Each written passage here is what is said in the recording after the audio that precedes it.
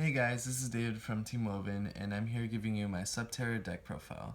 I've been testing this deck for quite a while now, and it's been doing exceptionally well against all of the meta, and the new support is exactly what we needed. Starting off, we have two of the Subterror Nemesis Archer. Archer is played at 3 in some of the builds, but I think that's too much. I think 2 is the right number. Next, we're playing 3 Subterror Nemesis Warrior. This is one of the best cards in the deck. It gets your Subterrors into play, and the Grave effect to special summon, you can make that chain link 2, so your flip summons, the effects can't get strike because you make this chain link 2, so they have to negate this. Next, for the Behemoths, we're playing 2 Stego Kraken. This card is really potent because when this card's flip face up, you destroy set cards equal to the number of Subterror Behemoth monsters you control, and so this will just clear all your opponent's strikes, especially comboed with Nemesis Warrior. It just eats through the back row, and then you're open to OTK or combo off. Next, we have 2 Umastrix.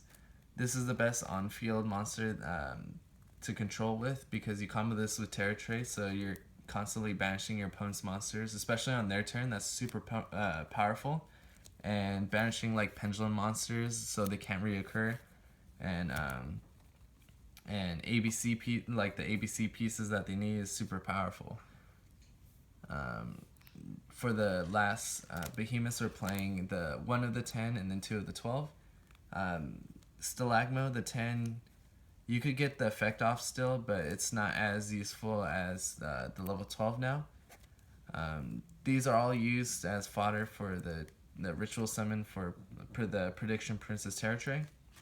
But Ultra Maphis is better because it's 3000 and it's a Book of Eclipse. So you could also use this to control during your opponent's turn, but it's easier to control with Umastrix because it's easier to get out, and you don't want to really flip your Prediction Princess face down.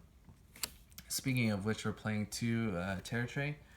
You only need to play 2. You don't want to play 3 of this because then it'll clog. And this is like one of the best cards in the deck.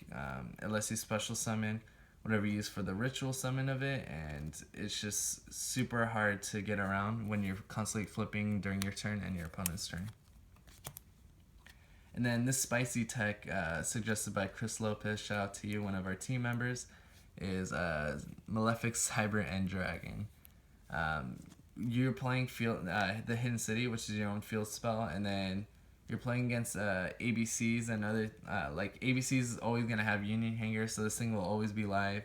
And this is used to like just bait out annoying monsters. And even if you don't have a field spell in play, this could be used as the tribute fodder for the ritual summon for the Prediction Princess Territory. It's been working out like amazing. And something else that also baits your opponent is the Terratop Engine. So your first thing that you do is you summon this, make a Break Sword or a Grand Pulse, and bait out a Strike or bait out any of the effects.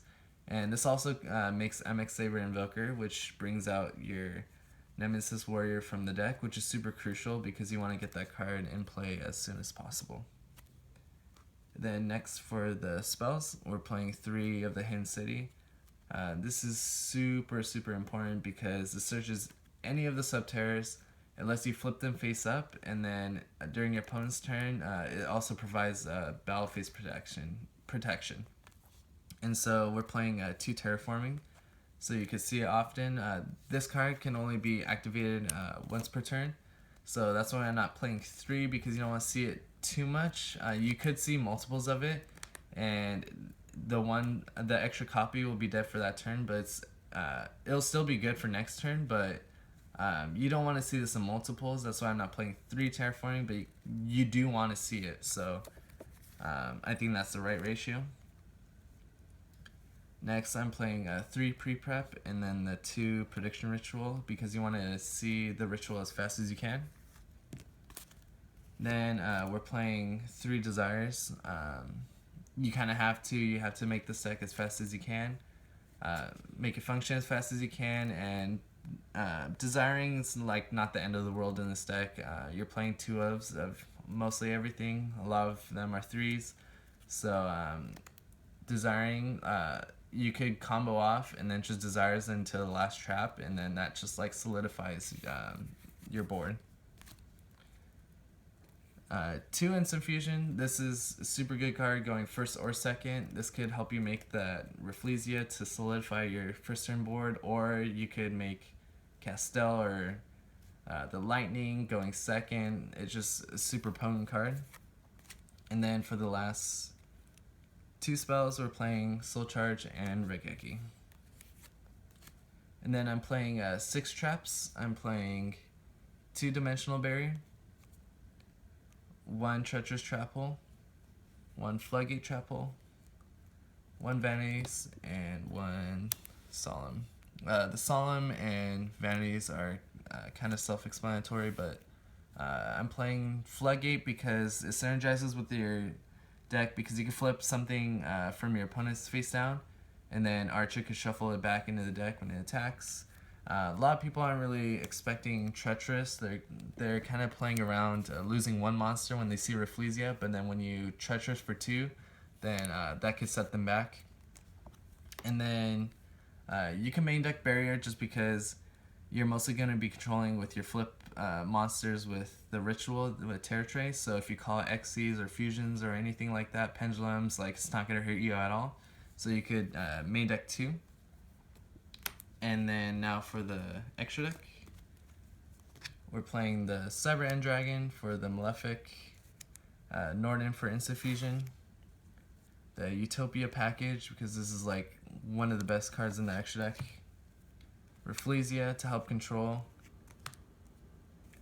Emerald to shuffle back your Behemoths to make Warrior alive again. Then for the last ring 4 is Castel, Diamond Dire, and Weller. And then for the 3s, we have Breaksword and Grand Pulse. These 2 help bait back row or problem monsters that we have to deal with. And then we're playing MX Saber Invoker, again to get out the Nemesis Warrior as fast as you can. Dante, it's a 2500 attack, rank 3, but I'm also playing this because you could use it for your Cherries target, and as well as Mass Hero Dark Law and then the Buster Dragon. You don't use, like, you have extra deck space, so I'm just like main decking the 2 Cherries targets, so I have room in my side deck, and then this, you can actually use this, and then it's just the Cherries target as well. And then side deck is player's preference, but this is what I'm playing for now. 3 Cherries, 2 Maxi, 2 Humongous, 3 System Down, 2 Twin Twisters, and 3 Anti-Spell Fragrance. So yeah, let me know what you guys thought of the deck profile. Leave some comments on any suggestions, anything I should change, anything you like, dislike.